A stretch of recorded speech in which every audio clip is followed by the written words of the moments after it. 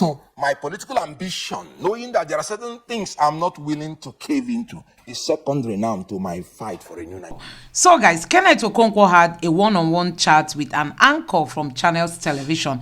And like we all know, Keneth is a very brilliant man. I mean, he is very brilliant in terms of, the way he speaks and the way he composes himself. And, the level of ideas he brings to the table are mind-blowing.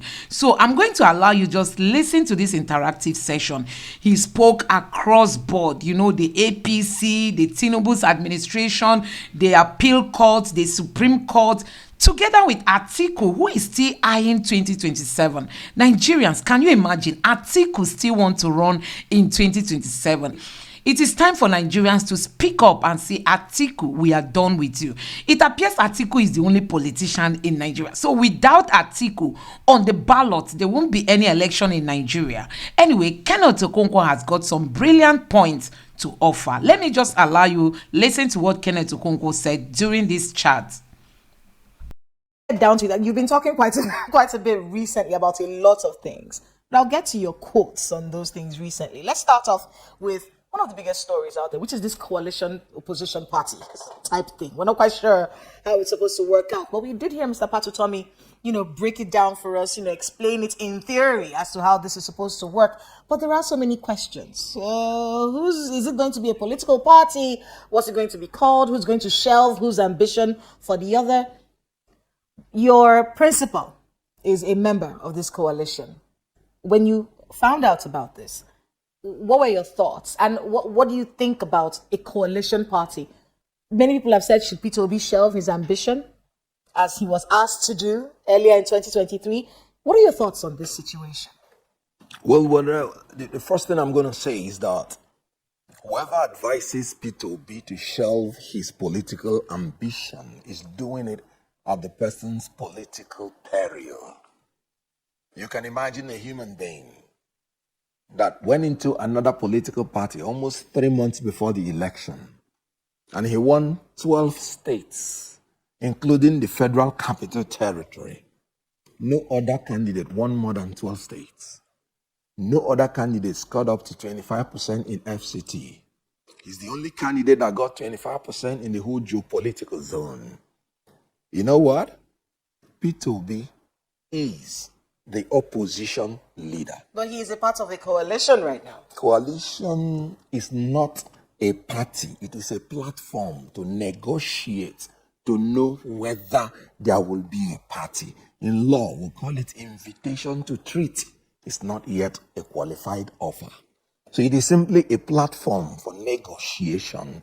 And in politics, dialogue is the acceptable way of achieving compromise and solution. So coalition is simply a platform for negotiation. It is not yet a political party. So you cannot say whether anybody is a member of any coalition. If it does become a political party? That's a hypothetical question. If it does. Then we have seen this happen before. Oh, yes. It started like this, absolutely. And then a party formed. It is. Even the ruling party started like this. As a matter of fact, in a democracy, two parties will eventually be dominant. So it is not only advisable, it is desirable. So there's nothing wrong with that. But remember to ask me this question again when it eventually happens. Because now it's a hypothetical question. And I'm always very reluctant to answer hypothetical questions. In law, we call it an academic exercise. When it becomes a life issue, remember to ask me again. So let's talk a bit about 2023. One of the questions people had about your principal was that he should have shelved his ambition. Put yourself down in the People's Democratic Party. Fly Atiku's flag. You may stand a chance. You may not become president, but you might become vice. And the idea really is to take power away from the ruling party. We stand a better chance as opposition if you shelve your ambition and just go under the People's Democratic Party. That conversation is coming up again as we prepare for 2027. You mentioned earlier that anyone who's advising him to do that is doing that at his own peril. So it's a bad idea, really, for Mr. Peter Obi to do that. But isn't it? Think about it, Mr. Okonkwo. If he's able to, doesn't the opposition stand a better chance of wresting power away from the ruling party if some personal ambitions are put aside for a moment? Well, it would have been more brilliant if you had just opposed your decision and made it appropriate. You should have been saying, if Atiku Abubakar had shelved his political ambition, and this is exactly why I'm saying this, he has contested for 6 times. Will he continue contesting forever? 2, he's above 70 years. The remaining part of his life is by the act of grace. 3, it is the time of the South by their own constitution, section 73C. 4. You mean the constitution of the PDP? Yes, section 73C. Power rotation, power shift. And Northerner has had it for 8 years. And it was the time to shift to the South. And the ruling party has keyed into that. Yet, you are in the opposition. Atiku Abubakar recognized that it was the turn of the Southeast to produce the president. Why usurp it? You can't go to equity with dirty hands. So you should have said, if Atiku Abubakar had done the right thing and shelved his ambition, today, PDP with Peter Obi would have been president. Let me tell you, before this time, the youths went to Wadata Plaza and they were screaming, give us Obi. He was out there in the PDP. And at a certain point, they thought money can buy everything. That is why PDP will never be a good opposition. Because you cannot outspend the ruling party. Because the ruling party has the power and resources. You know what Hayatuddin said about the Congress of PDP? When they had the convention to produce their primaries, he said he wasn't going to participate because it's obscenely monetized. You know what Peter Obi said in his resignation letter? He said, this platform can no longer provide me a viable vehicle for me to achieve the new Nigeria that I am looking for. You know what I say?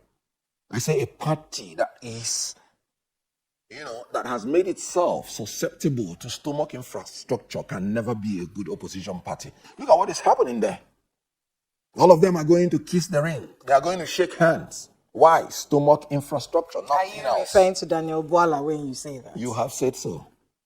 So what I'm saying is, right from But you said the that leader, you didn't mind. You said that you understood him going to see the president. I read your quotes afterwards. I said there is nothing wrong. There's nothing wrong with if the president commands you to see him. If the king of your place tells you to come and see him, won't you go to see him? You will just call the Inspector General of Police and tell him this man is a terror threat. And they will carry you to the place. Yes, you may sue after. They will pay you the money, $100 million. But he has dragged you to see him.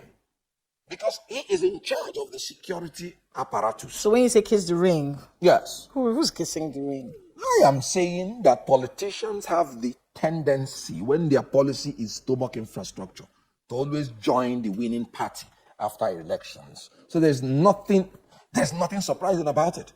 So it is when such things happen that the true people who have the mind to fight for a new Nigeria starts emerging. Whatever is your intention will be tested. And then the trueness of the intention will manifest. I'm going to get to kissing the ring in a bit, but I want to talk about these Supreme Court judgments on the governorship elections. Mm-hmm. Many skeptics have been a little bit worried. There's a lot of joy. We're seeing a lot of people happy. And the judgments were not for one party. We saw the NNPP, reserve power. We saw the PDP, reserve power as well. But many people have wondered, with these sorts of judgments, there's a tendency for one to be really grateful. And the ability for a person who's very grateful to stand firm as opposition could be called to question.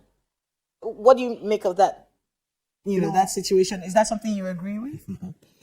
It's very unfortunate that in Nigeria, people now become grateful when people do what they ought to do. And the reason is because people have gotten used to doing what they shouldn't do. So ordinarily, what would have just been that they were doing their job, you are now grateful they did the right thing. It's an indictment. And then you are now thanking the president for the job of the judiciary. Another indictment. Because you're actually saying that if the president wanted, he would have directed the judiciary to rule in a particular manner. I mean, not to cut you, but that's actually where the skepticism comes from. That's what I'm saying. The idea that afterwards they went to thank Mr. President as though he had something it is ridiculous. to do with the judgment. Very ridiculous. Like the Supreme Court of the United States of America giving a judgment. And then you go to thank Joe Biden for making you to have favorable judgment in the Supreme Court. Is that not absurd? That's by the way. Or maybe it's just good manners, maybe. No. Maybe it's just good manners. No, it's not good manners. It is bad manners. Good. Because you are actually confirming that the executive is in charge of the judiciary. You have negated the principle of separation of power and checks and balance. But that's by the way. Let's come to the Supreme Court judgment. If you say you are grateful to Supreme Court, as odd as it is still acceptable. Because from where I come from, even when you do what you're supposed to do, and that's where I will accept good manners from you, you can still say thank you. As a lawyer, even when the judges finish their judgment, you thank them because they took the spirit, it took the spirit of industry for them to actually sit down and write. So you thank them for their hard work. Now, after that judgment, did you notice there was peace and joy throughout Nigeria? Meanwhile, it was the opposition that won. Did you notice anything from the ruling party saying the judgment is this or that? You know why? The melody of justice will always be better than the malfeasance of corruption. It is obvious. They ruled, they judged according to the law, according to the dictates of justice. The Supreme Court was even miffed by what the Court of Appeal did. And I'll tell you, because let's really concentrate on Plateau and Kano. In Plateau State, the major thing was that the Court of Appeal was latching on a court judgment and saying that there was a court judgment that said the structure of PDP was not proper, that they didn't have structure. And so, going into the election, with that judgment, disobeying court order, the whole thing is null and void. Now, and then they now said the next person should be governor. First of all, it's not the duty of the judiciary to impose leadership on the people in a democracy. It is the people. And whenever a judge wants to sit down to give judgment, he must balance his judgment with the tenet of democracy, that power should proceed from the people, not from the bench. Having said that, the court judgment, assuming without conceding that there was even a court order and PDP did not obey it. What was the court order directed at? It was the primary election of Governor Muftuang and all the legislative members. In other words, pre-election matter. Pre-election matter is matter concerned with the primary election. The political party is the party that organizes the primary election, not INEC, with the supervision or observation of INEC. Now, sitting on your right is one legitimate means of settling dispute. So, assuming without considering there was even an order, and no aspirant, because it is only an aspirant in that election or the political party that has the right to go to court to challenge a pre-election matter. So even if there was any court order as to that effect and no aspirant went to court to challenge it, what it means is that the political party and the aspirant have sat down and say, we are okay with it. So as long as INEC has recognized the candidate, put it in their website, and then nobody, no aspirant challenges it. That ends it. So there is no business with the Court of Appeal to say there was a court order. Because it's another political party who is bringing the issue, meddling with the affairs of another party. So when you talk about jurisdiction, you talk about the constitution of the court, you talk about the subject matter, and you talk about who is bringing it. That's what we call locus standi. So you stand with the Supreme Court? Absolutely. On all the judgments? Yeah? On all the judgments? We said, let's talk about Plateau, then Kano. Yes. So I just wanted to treat the issue of the order of court. Because when the Court of Appeal made a lot of, I don't want to use the word noise, because they are, learned jurists, and I'm a lawyer. When they made a lot of, however you want to say it, about court order. Good. It was a pre-election matter. And the position of the law is that pre-election matter, the tribunal, the Court of Appeal, they do not have jurisdiction to talk about it. So that's by the way. Now, in Kano, there are other issues they treated in Plateau, but this is the major one that, everybody is talking about. In Kano, apart from, they are also meddling in the pre-election matter, which is the membership of the Kano State Governor, of NMPP, which they do not have any jurisdiction to do. We have talked about it as it relates to Plateau. They still made the same mistake in Kano. But the major thing about Kano is that there was this issue that they say 165,000 votes do not have official mark. And as such, the first court nullified it and then declared the other person winner. And surprisingly, Court of Appeal agreed with them when the clear provision of Section 63 is very clear that if there is no official mark and the returning officer accepts that the ballot paper came from the booklet of ballot papers given to the presiding officer, that settles it. The ballot paper should be counted. Clear provision. And INEC was there to say, it is us.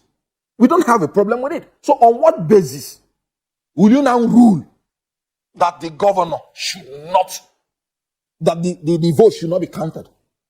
So this travesty of justice of the lower court was admirably corrected by the Supreme Court, and they delivered judgment based on justice. And pointed out, by the way. Pointed out this. That it's perverse, that they did a lot of injustice. You see, why they say that an errant judge is dangerous. Look at the injustice now meted out to all the assembly members. Because the Court of Appeal is the highest court. Well, let's see if we can take a look at some other of the other judgments. I mean, you have taken your time to talk about Plateau. Yes, you can bring any other judgment. And then you've also talked about Kano. Yes. But I want you to be able to talk about other places as well, like especially like a place in a place like Abia State, where Alex Oti is also having a very good time right now. The Lagos State Governor, quite a number of other judgments across the country. So you're okay with Plateau and Kano. Are you okay with the others? You see, you cry blue murder when a judgment is manifestly twisted. But if you can find a way out of good reasoning, then you would have to consider the fact that it is the duty of the judiciary to interpret the law. Lagos. The case of Abia Lagos ought not to have even gone whatsoever. Yes. So Lagos. Yes. What of Lagos? Now, the issue of Lagos, they were still talking about qualification, citizenship, this and that, and some details. So, I would say, as the Supreme Court has given judgment on that, so be it. So be it. Yes. It's not, you cannot begin to put it in line with the Plateau and Kano that you can see that is terrible, perverse judgment. Yes, there could be judgment that may not be perfect, but you cannot say perverse. And when it is not really a new thing completely. In Plateau State, it was a new thing. It's a recondite issue of law. In Kano, it was a new thing. These two issues I distilled. They are novel. They've not been tried before. So the courts, the most important thing is that the judiciary should be very careful. Do you know why you have too many cases in court? For two reasons. Because of the incompetence, corruption of INEC, and because of lack of assurance in the citizens that they will get justice if they go to court. You'll be surprised. That actually brings me to my next question, which has to do with, the conversation about judicial interference in our political system. We started hearing things like Supreme Court governor and things like that recently, and it raised a lot of eyebrows. But we have seen now that this is unprecedented. It's the first time that one particular election event needed so many Supreme Court judgments.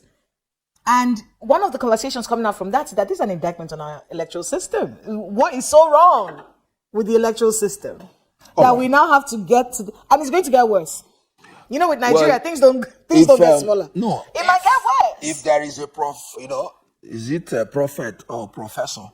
If there is a Professor Mahmood sitting on INEC, not that it's going to get worse, it is worst. There's nothing you can do about it. Did we not graduate? Wrong? Did we not graduate from technical glitch in the presidential election to pre-fill the results in the off-cycle election? There is nothing Mahmoud can do about it. He's irredeemable. So I agree with you that if the man is there, it's a waste of time to go for any election except you have been selected. Some people say it's the actors. No. They say it's the political actors that are the problem. That is absolute nonsense. You don't agree? No, it's not that I don't agree. It's absolute nonsense. Why? Who is bringing pre-filled results? No, who is committing all the crimes? It's political actors. Okay, good. Do you blame armed robbers for what is happening, or do you blame the security for not preventing armed robbery? Now, tell me the law. Just give me one law where they say it's the politicians that organize election, that undertake election. So you want politicians to go and do what is right. Every politician in America would rig election if the electoral body does not live up to its bidding. The job and the aim of the politician is to win. It is the umpire that must state the rules and compel everybody to keep the rules.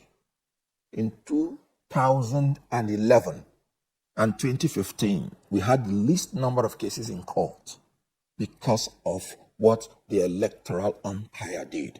It was still with these same politicians that those elections were conducted. In 2015, there was no presidential petition at all. In 2011, it was reduced to the barest minimum. Will the politicians do their work and do the work for INEC? Who is saying that? A politician will come and offer you anything that you want. Those people that are transferring the pre-filled result, are they doing it free of charge? They were compromised. There is no way with the laws we have now you can ever rig our election without the complicity of INEC. Who gave them the electoral results that they are pre-filling? It is arrant nonsense to call the name of a politician, because the job of a politician is to win.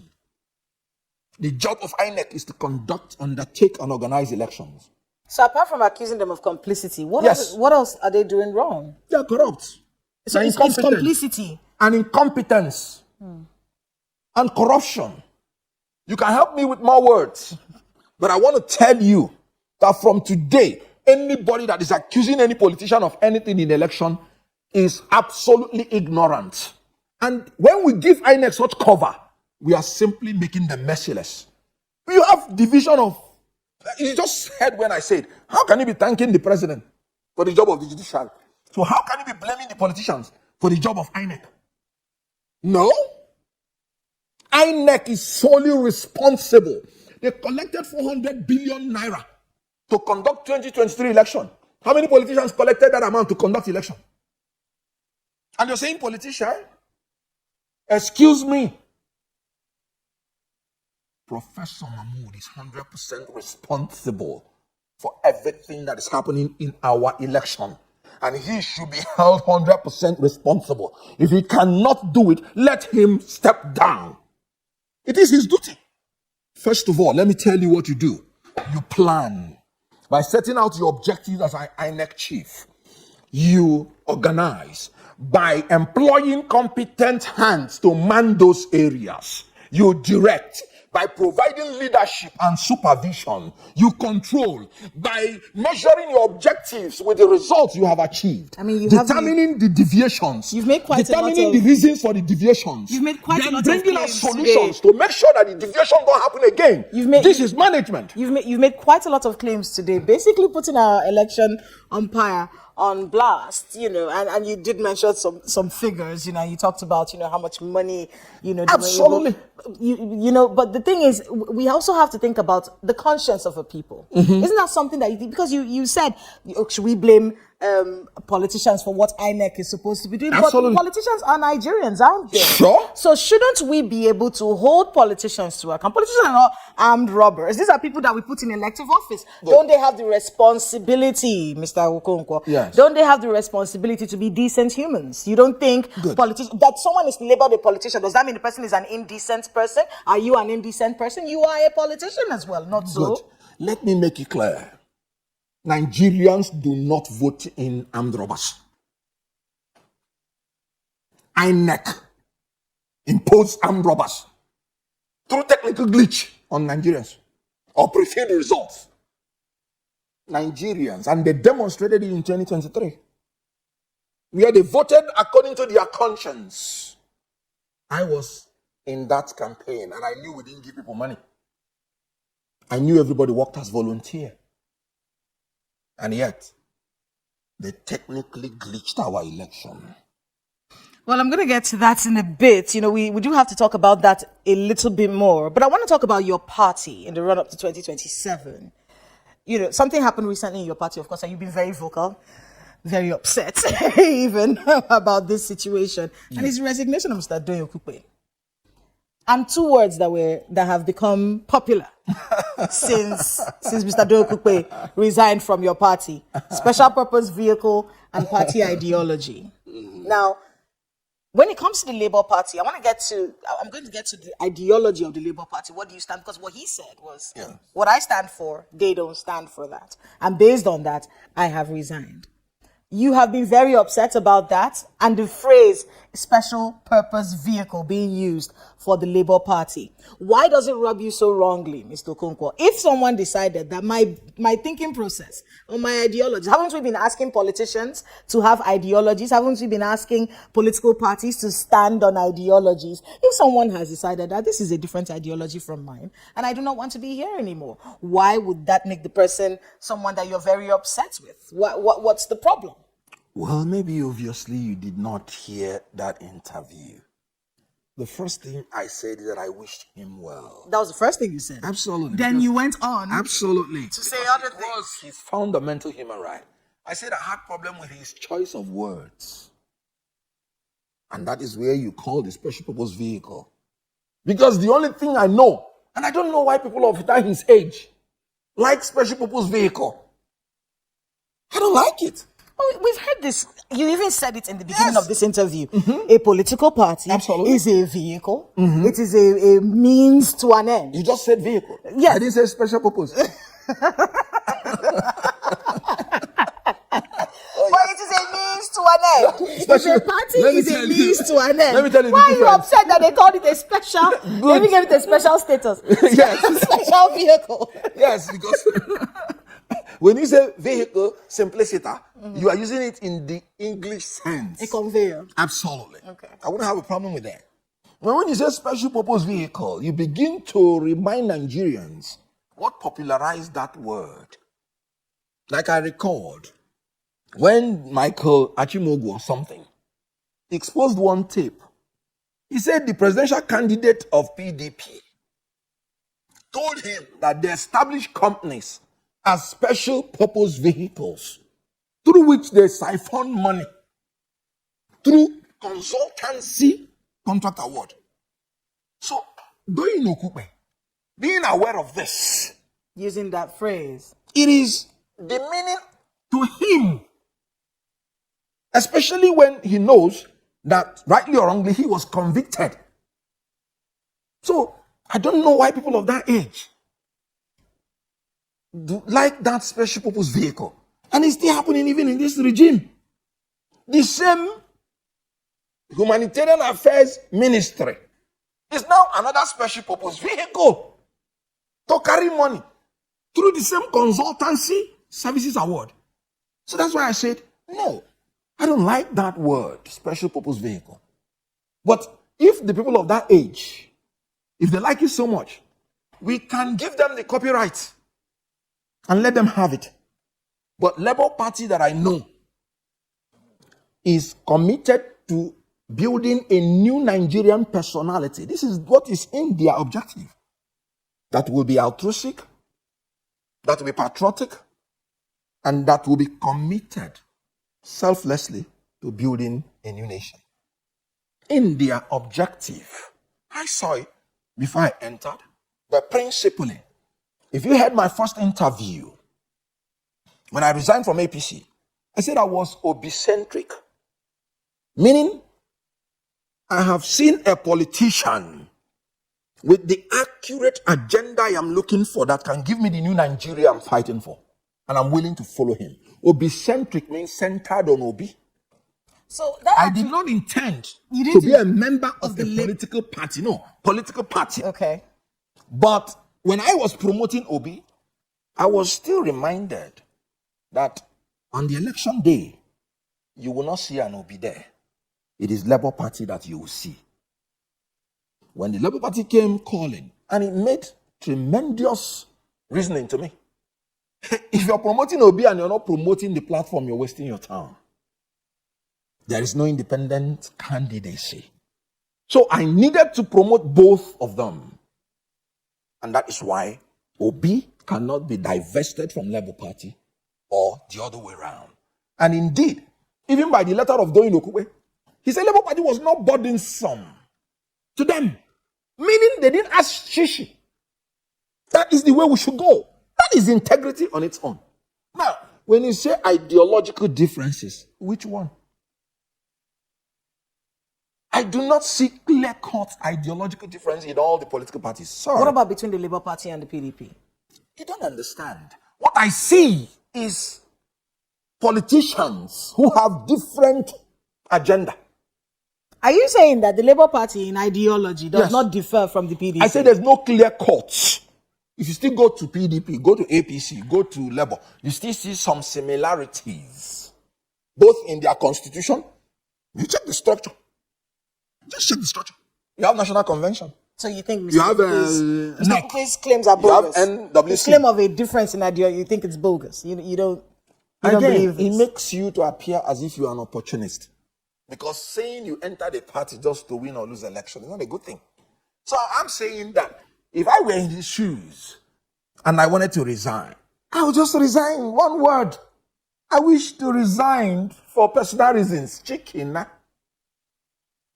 Okay, well, you did. So I wish him well. Since he resigned, he did not take us into the election. So since he resigned, he did not participate in any other thing we're done.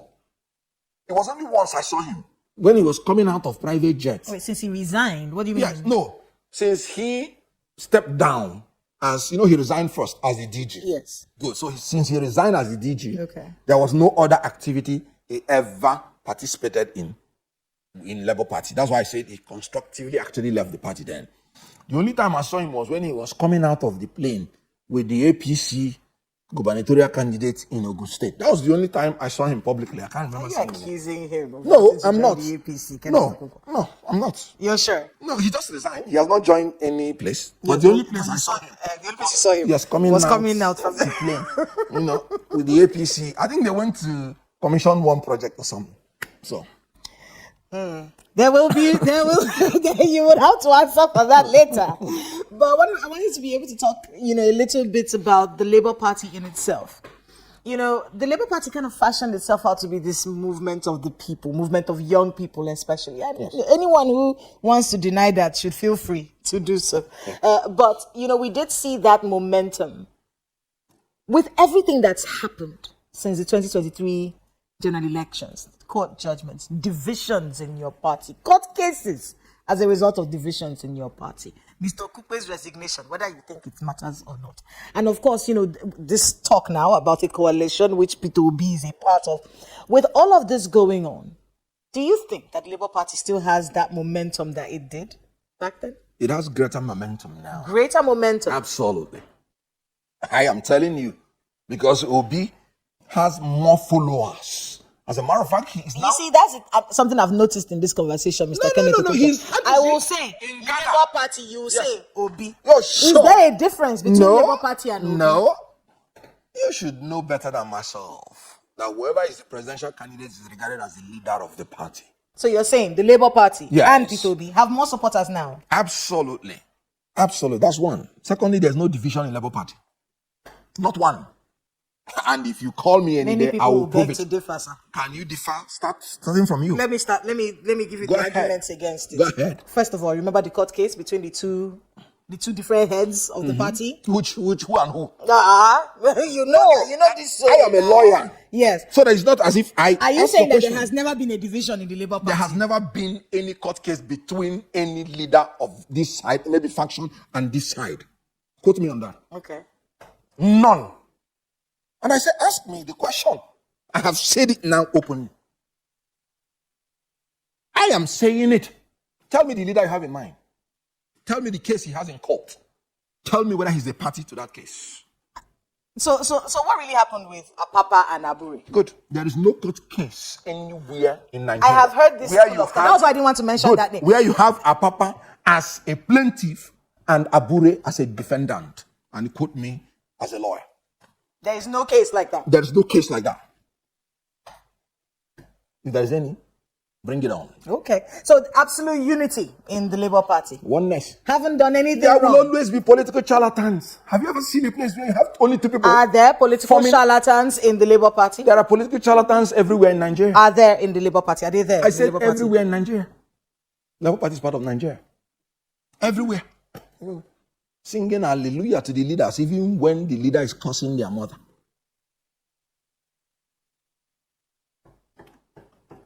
If you insist, if you want to go this route, let's do this. No, I have told you, if there is any court case because you see, between that man and Julius Abure, bring it on. If the party does not address, in truth, if these because there are actual divisions. Hold on, my dear. Hold on. If these things are not addressed, and if solutions and reconciliation doesn't happen, how are you going to position yourself for 2027? Very good. Now, we just finished 2023. How many of their purported candidates ever was recognized by the court as genuine? Do you know they went to Supreme Court? And our candidates were not even party to it. And yet Supreme Court told them to get out your medicine interlopers. So even you're mentioning that there's a faction, you're being contemptuous of the court orders and judgment of court. No, we didn't say that. And let me tell you. We didn't say that they were. We didn't say that they were. They went to. No, that's what I'm saying. We said that there was an impasse. No, there was an impasse. We didn't say that. I have faction from your mouth. But you have the right to withdraw. You did not say faction. I refuse to agree. They went we did not say faction. We said that there was an impasse in your party. They went to Bini. Okay, so you're to extort money. So you're now explaining to us the things that you said didn't happen. No, I said there are political charlatans everywhere. That's what I regard. That's what I refer to them. So you're referring now to the political charlatans. I've always said that. I've always said that. Okay. So what happened when they went to Benin? They want to extort people in the name of organizing a gubernatorial election. That's extortion. That is crime. As a matter of fact, you don't even understand. They don't even know that the citizens of Benin have the right to arrest them with reasonable force and hand them over to the police. I'm talking about Section 39 of the Police Act. Anybody you catch committing crime in your presence, you have a duty as a citizen to apprehend that person and hand the person over to the police. They went there to extort people, even after the judgments of the court. Okay, in Imo State, will it please you to know that the Apapa faction organized their own faction? The Labour Party youth leader organized his own faction. So you said Apapa faction. So there's an Apapa faction. No, not in Labour Party. Let me write it down. Apapa faction as in their political charlatanism. I'm not talking about Labour Party. Now, even the Labour Party purported youth leader organized his own gubernatorial election away from the Apapa, and they were extorting money from people. Now, without even our candidate being a party to it, Supreme Court threw it out. Is that not extortion on those candidates? Should we leave them to be doing these things? No. If a man comes to your house and defecates, you use a stick and break his head. That is cultural from where I come from.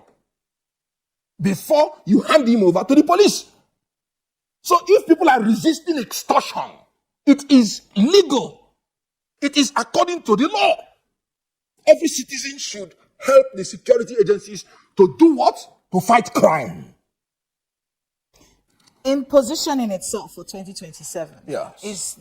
is this party the one that is going to wrestle power away from the All Progressives Congress in 2027? As is. I am really very surprised. As is, Keneth Okonkwo. Is this the party that is going to do it as it is? Or are there things that need to be fixed? Let's look inwards. Are there things that need to be looked at? You don't think so? None at all. When you introduced me, you did not add prophets to my name.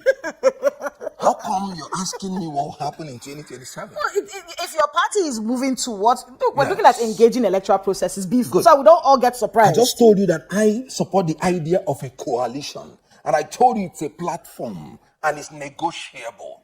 So we are negotiating and there is no way I can tell you the result. So watch out the events.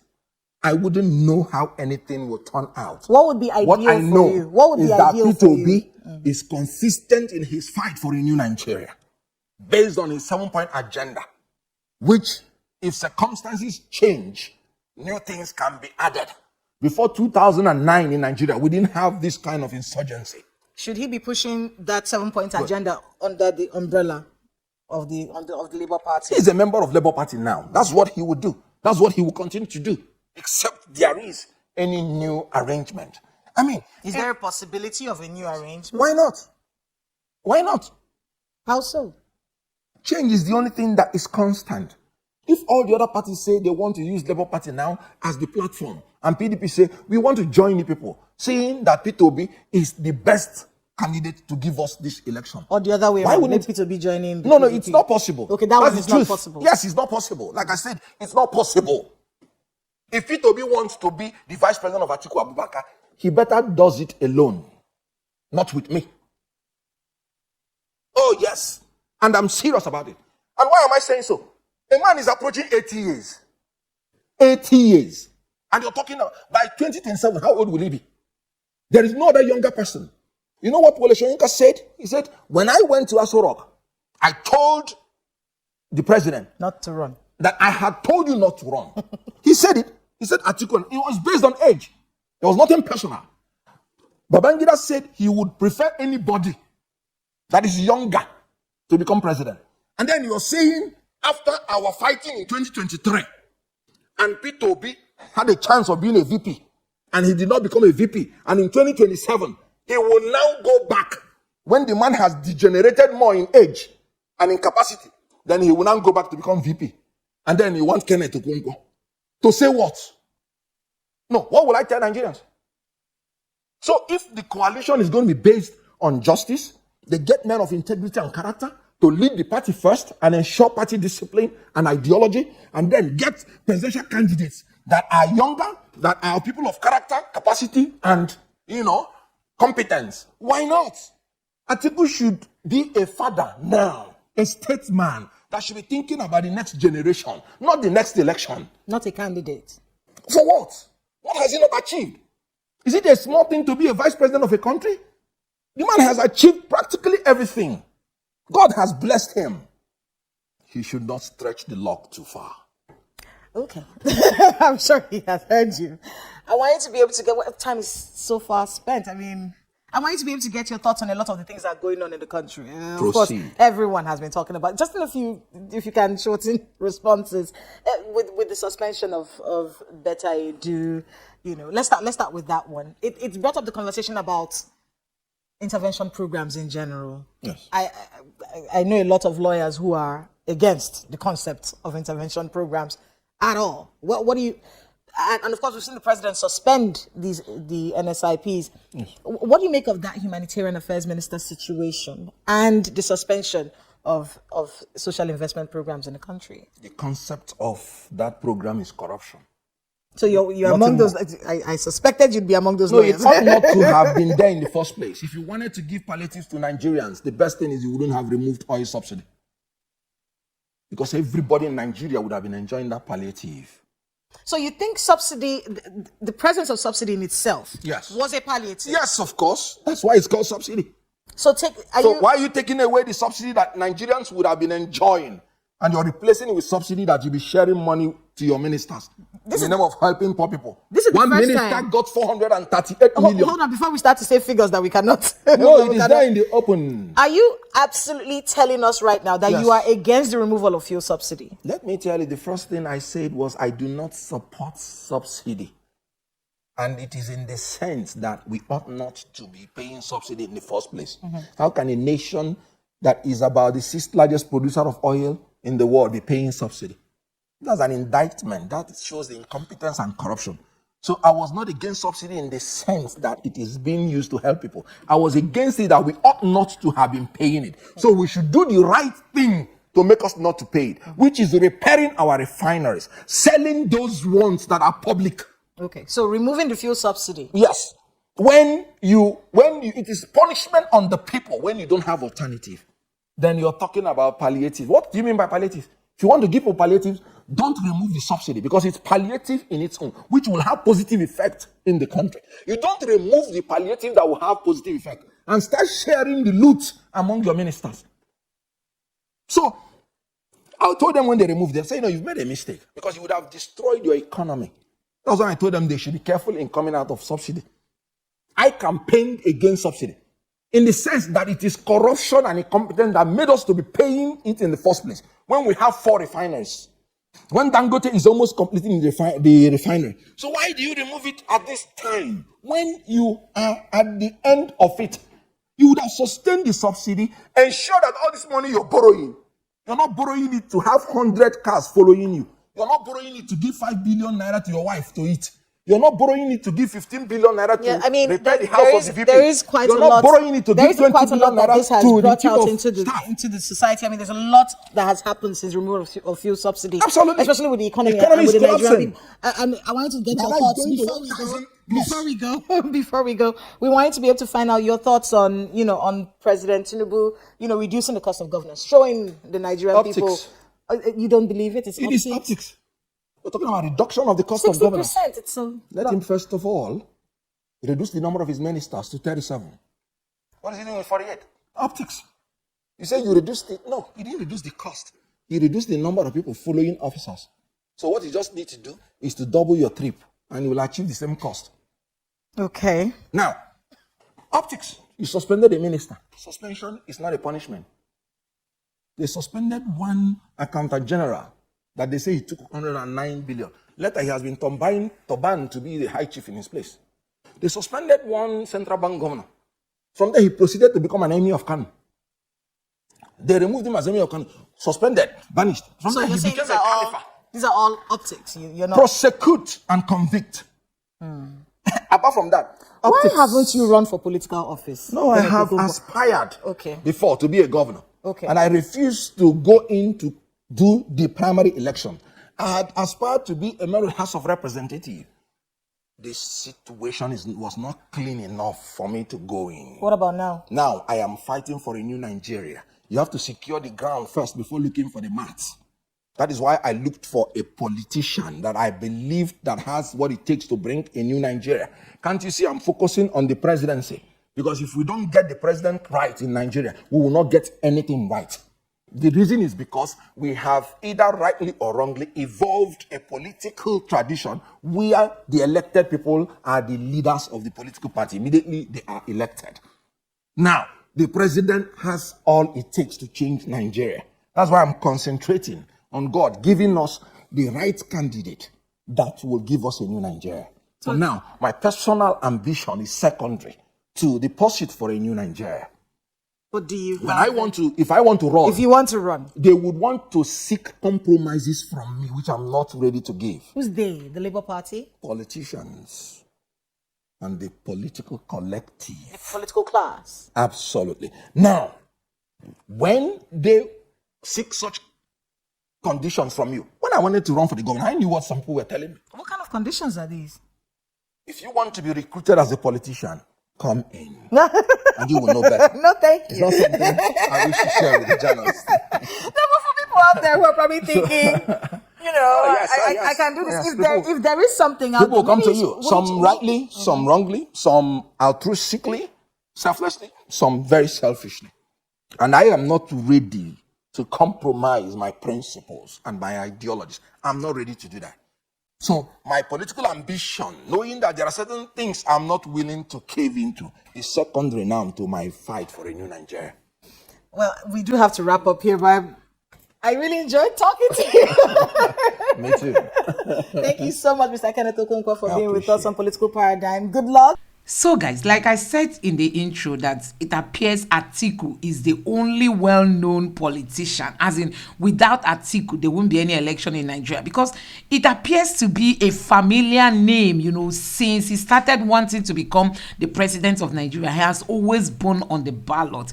But I think this man is turning 80 now. It is time for him to allow the younger people to bring their own ideas to the table. I don't believe Atiku has something different from what we are already seeing on ground to offer. I mean, Atiku belongs to the same clan with Tinubu and all these old politicians. So for me, I don't really think he has anything to offer to the Nigerian people. And I want to say that honestly, some people have raised doubts as to, even if Peter Obi should run, will he even win with the kind of INEC that we have, and also considering the kind of judiciary we have today? Do you think these people will be fair? Because these are the two bodies that determines who becomes president in Nigeria. No matter how smart you campaign, no matter your followership, no matter the number of votes you acquired, or you gained during an election, I tell you, INEC has the final say.